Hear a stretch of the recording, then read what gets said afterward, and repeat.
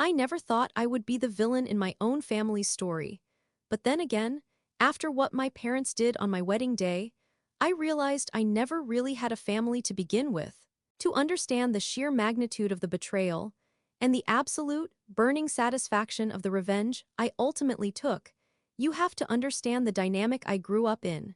I am 28 years old, a newlywed, and for the first 28 years of my life, I was the invisible daughter. My brother, Chase, is 25, and since the moment he drew his first breath, he has been the absolute center of my parents' universe. Chase is what you would call a textbook golden child, though that term hardly does justice to the sheer delusion my parents operated under when it came to him.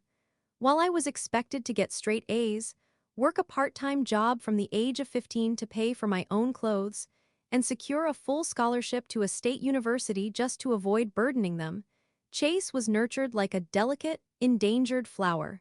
Chase didn't have to work, he needed to focus on his potential. Chase didn't need to get a scholarship. My parents took out massive second mortgages to send him to an out-of-state private college, which he dropped out of after 3 semesters because the professors didn't understand his creative vision. My entire life was a series of me achieving things in silence, while my parents threw lavish celebrations for Chase's absolute bare minimums. When I graduated college with honors and landed a fantastic job in marketing, my parents took us to a mid-tier chain restaurant and complained about the prices. When Chase managed to hold down a job as a barista for exactly 1 month, they bought him a brand new car because they were so proud of his independence. This toxic environment taught me early on that I had to be fiercely self-reliant. I saved my pennies, I built my career, and I learned to expect absolutely nothing from the people who brought me into this world. I distanced myself emotionally, building a beautiful life of my own. And then, I met Leo. Leo was everything my family wasn't. Warm, supportive, incredibly grounded, and completely transparent. When we got engaged after 3 years of dating, it was the happiest moment of my life. We decided from the very beginning that we were going to pay for our own wedding. We knew my parents wouldn't contribute a dime. They were too busy paying off Chase's credit card debt from his ill-fated influencer phase, and we wanted complete control over our special day. We envisioned a gorgeous, intimate ceremony at a botanical garden, followed by a lively reception filled with our chosen family of friends and the relatives who actually cared about us.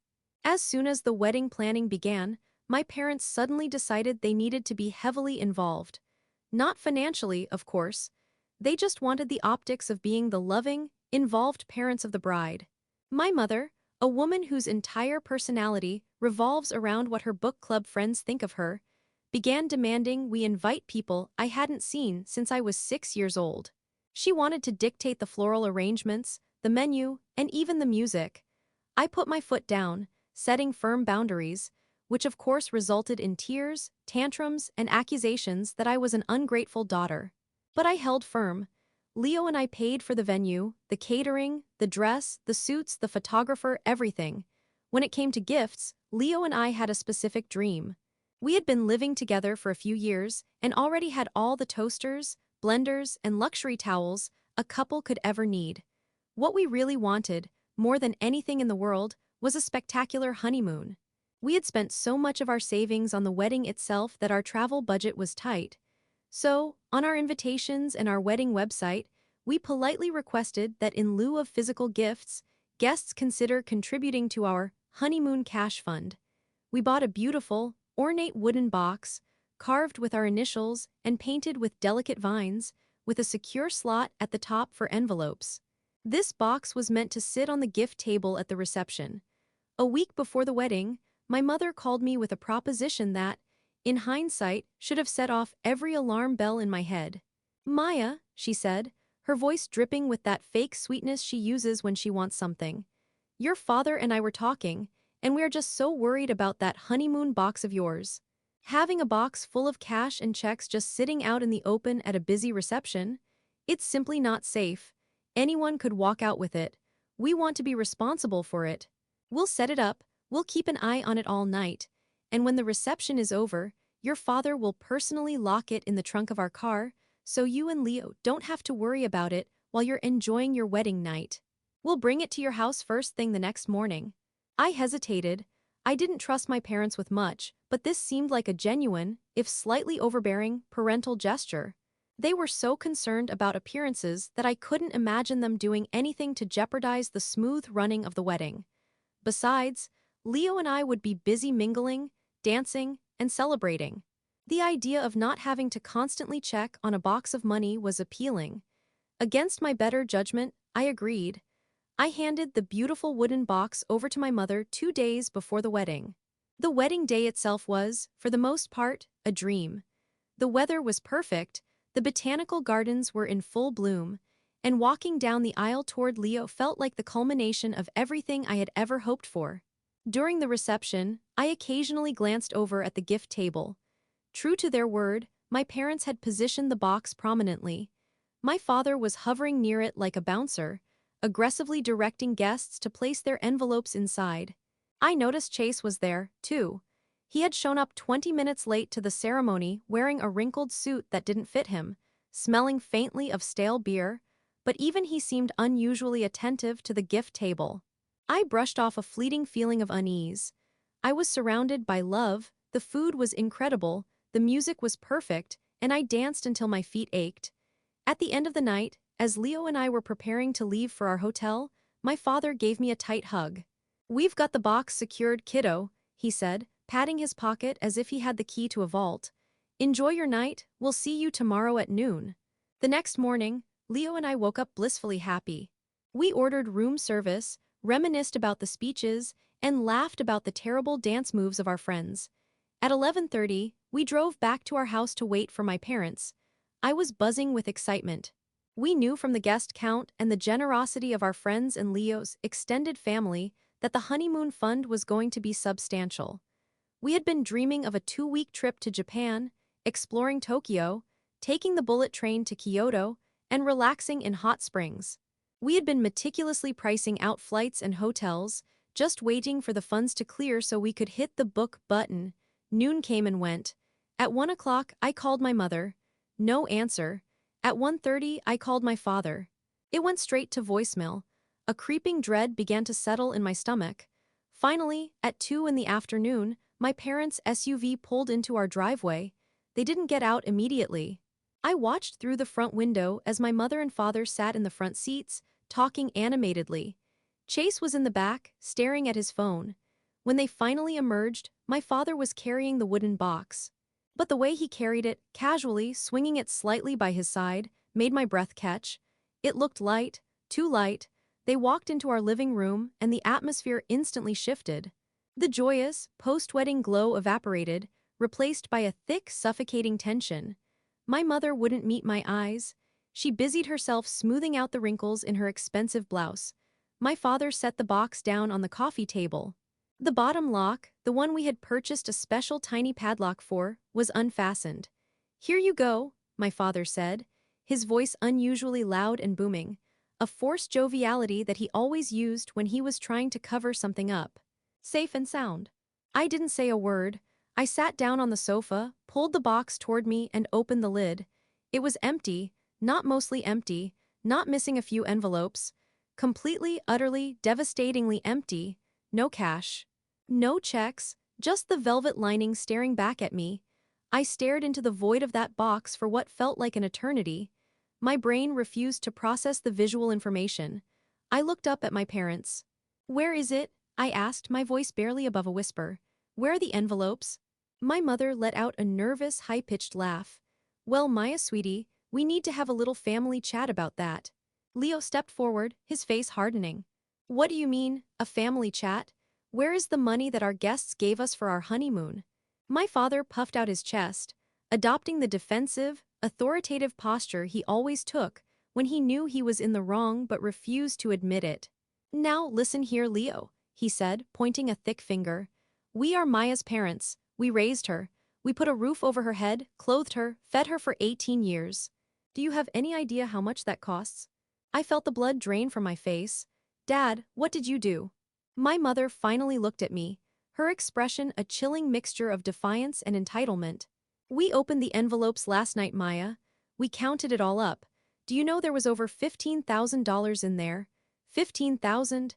It was completely irresponsible for you two to ask for that kind of money. You're young. You're 28, you have your whole lives ahead of you to travel and see the world. Where is the money, Mom? I screamed, the shock finally giving way to a searing, blinding rage. Chase, who had been leaning against the doorframe, smirked. They bought us tickets to Hawaii, sis, first class, and a 2-week stay at that super luxury resort in Maui. The Four Seasons, I think. I really needed a break, you know. The job market has been so stressful lately. I felt my knees give out. I collapsed back onto the sofa. They stole it. My own flesh and blood, my parents, had stood at my wedding reception, greeted my guests, watched them drop envelopes of cash meant for my future, and then they went to their car, ripped open every single one, and stole $15,000. You stole from me, I choked out, tears finally spilling over my eyelashes. You stole from my husband, you stole from our friends. Don't use that word, my mother snapped, suddenly angry. It wasn't stealing, it's reimbursement. We have sacrificed so much for you. And frankly, your brother has been going through a very hard time with his mental health. He needs this vacation. We all need this vacation. The stress of your wedding has been exhausting for us. You should be happy you can do this for your family. Consider it a thank you gift to us for raising you. Leo was livid, he took out his phone. I'm calling the police, right now. This is grand larceny. My father laughed, a cruel, harsh sound. Go ahead, call them. What are you going to tell them? That the bride's parents managed the gift box? There is no proof of how much was in there. It was entirely in cash, because we tore up the checks and threw them in a dumpster behind the reception hall. We didn't want the hassle of trying to forge signatures, so it was mostly cash, untraceable cash. And the tickets are already booked, non-refundable. The money is gone, Maya, grow up and get over it. You can go to Japan in 10 years. With that, they turned around and walked out of my house. Chase gave me a little mock salute as he followed them out the door. They got into their car and drove away, leaving me sitting in the ruins of my post-wedding joy, staring at an empty wooden box. For the next 24 hours, I was a ghost. I couldn't eat, I couldn't sleep. The magnitude of the betrayal was so profound that it physically ached. Leo was my rock. He held me while I sobbed, he canceled our tentative Japan itinerary, and he promised me that we would save up again, that we would go on an amazing trip eventually, and that we would never, ever speak to my parents again. We did go to the police, but just as my father had smugly predicted, there was little they could do without proof of the cash amount, and the destroyed checks were long gone. It was a civil matter, they said. A family dispute. It was the following evening, as I was mindlessly scrolling through my computer, trying to distract myself from the pain, that a sudden memory struck me like a bolt of lightning. 3 years ago, before I moved into marketing, I worked briefly for a boutique luxury travel agency. It was a stressful job, but it came with incredible perks. Employees were given access to a highly exclusive, elite corporate booking portal that offered massive discounts, VIP upgrades, and incredible flexibility on luxury travel packages. When I quit the agency to take my current job, my boss, who loved me, never deactivated my employee portal account. I had used it a few times over the years to book weekend getaways for Leo and me. And then, I remembered something else. My mother. About a year ago, my mother had been planning a weekend trip to Florida and complained about the hotel prices. In a rare moment of trying to be a good daughter, I had logged into my travel portal on her laptop, showed her the discounted rates, and let her book a room. I realized, with a sudden, sharp intake of breath, that I had checked the Remember Me box on her browser. My heart began to hammer against my ribs. I grabbed my laptop and pulled up the travel agency's secure portal. I typed in my credentials. The familiar dashboard loaded. I clicked on the tab labeled Recent Bookings and Itineraries. My eyes scanned the screen, and there it was. Confirmation #XJ992P Party of 3. Destination, Maui, Hawaii. Outbound flights, Delta First Class, departing tomorrow at 8:00 a.m. EST. Accommodation, the Four Seasons Resort Maui at Wailea, 14 nights oceanfront suite. Return flights, Delta First Class, departing in 14 days. Total cost, $14,850.00. Payment method, Visa ending in 4421, my father's credit card. They had used my account. They had used my old employee portal because they knew it would get them the VIP upgrades and the steep discounts, stretching the stolen $15,000 cash, which they had undoubtedly deposited into their own accounts to pay the credit card bill, into an extravagant, multi-week luxury vacation. They were too stupid, or too arrogant, to realize that because it was booked under my master corporate account, I had complete administrative control over the itinerary. A slow, terrifyingly cold smile spread across my face. Leo walked into the room, saw my expression, and stopped dead in his tracks. "Maya," he asked, "what is it?" I turned the laptop screen toward him. I explained exactly what I was looking at and exactly what it meant.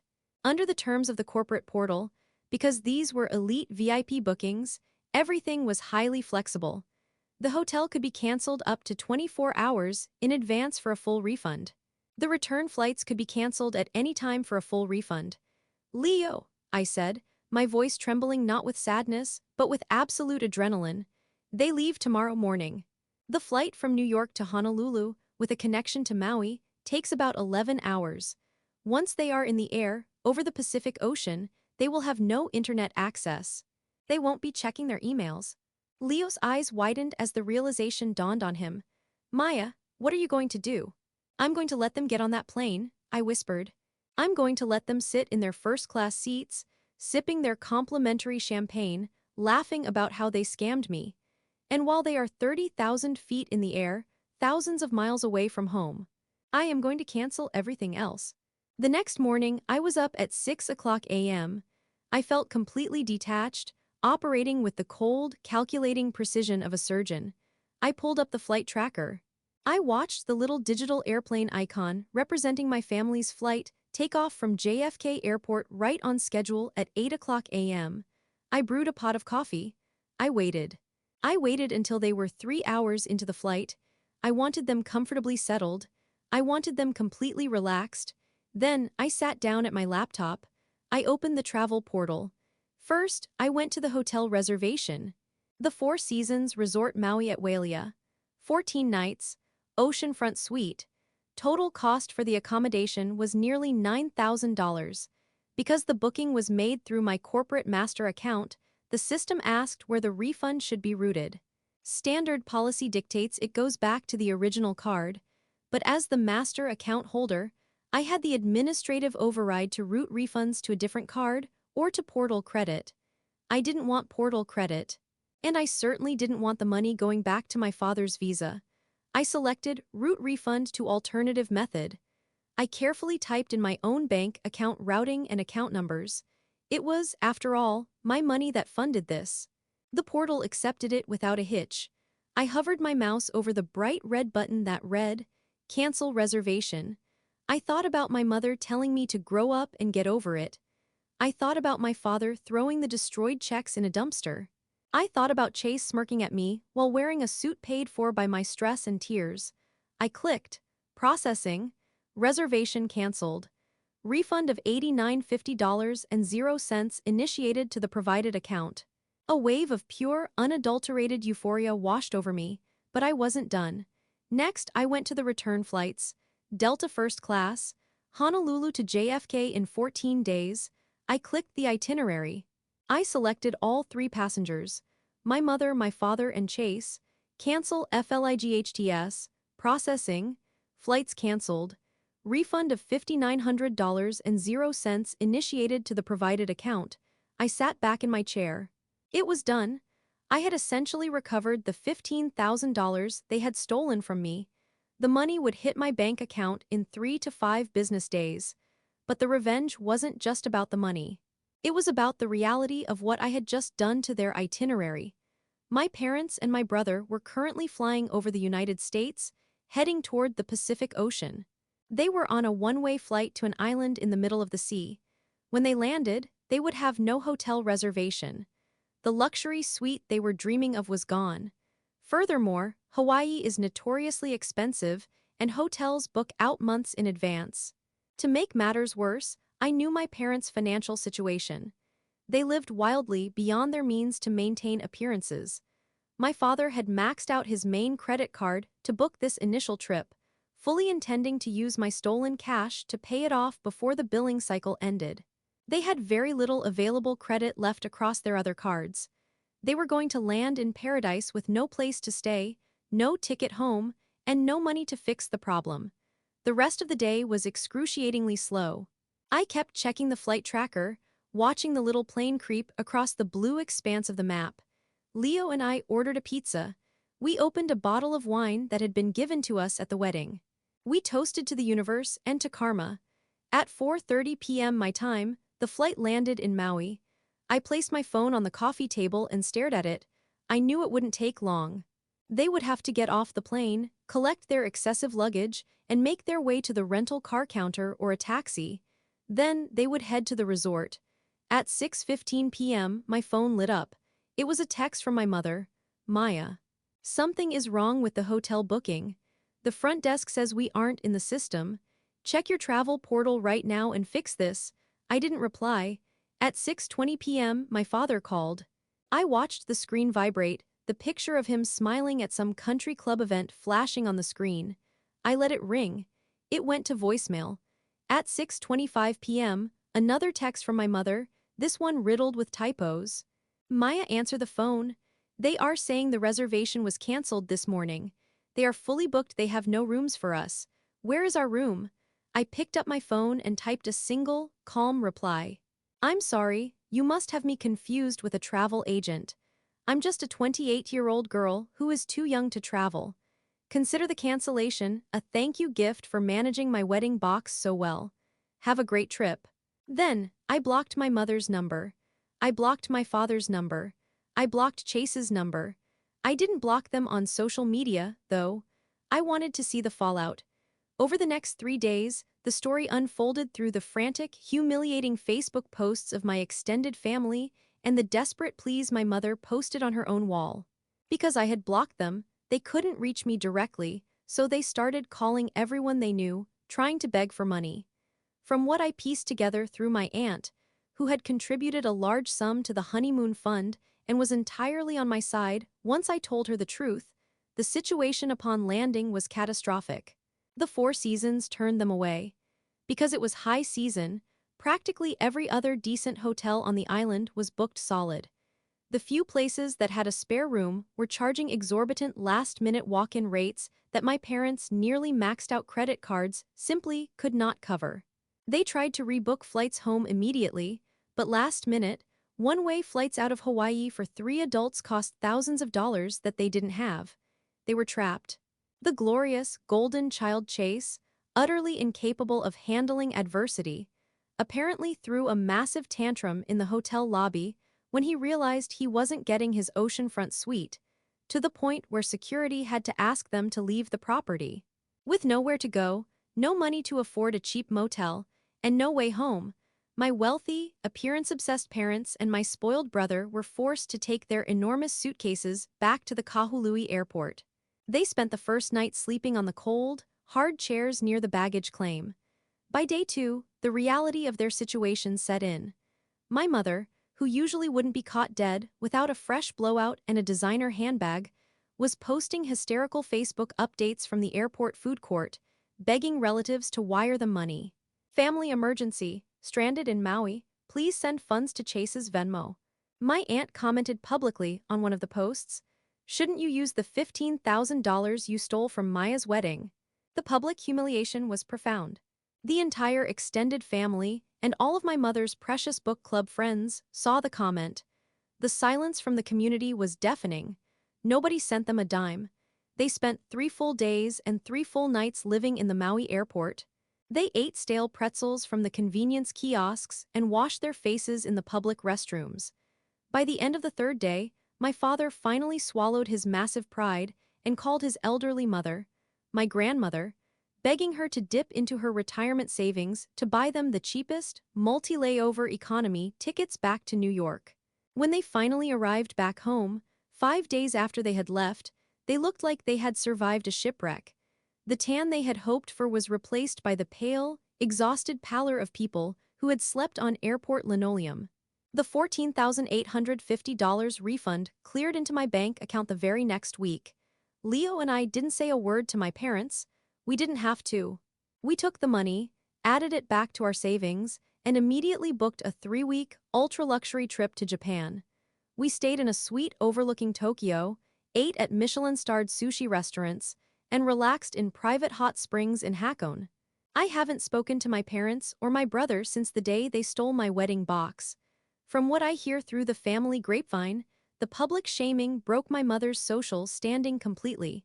She dropped out of her book club. My father is working a second job to pay back my grandmother. And Chase is exactly where he always was, living in their basement, complaining about how unfair the world is. I look back at the beautiful wooden box sitting on my shelf now. It's no longer a symbol of betrayal, but a trophy of the greatest lesson I ever learned. Sometimes, the trash takes itself out. And sometimes, you just have to help it buy a one-way ticket to an island first.